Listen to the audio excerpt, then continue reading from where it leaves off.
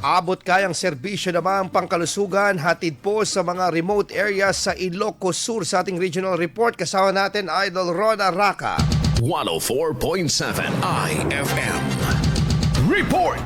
Mapapakinabangan na ng mga residente sa bayan ng Gregorio Del Pilar ang bagong tayong Super Health Center. Naisakatuparan ng naturang health project sa pagtutulungan ng Department of Health at lokal na pamahalaan ng bayan.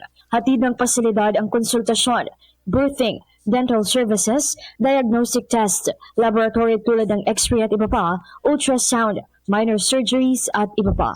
Malaking tulong ang health center sa mga residente, lalo na at ang bayan ng Gregorio ay kabilang sa Geographically Isolated and Disadvantaged Area o GIDA sa lalawigan ng Ilocos Sur. Mas pinabuti at abot kaya na ng mga komunidad ang nararapat na serbisyong pangkalusugan. Laan para sa mga ito. Mula rito sa IFM Digupan, ito si Idol Bonaraka. Tatak, IFM. IFM News. IFM News. IFM News.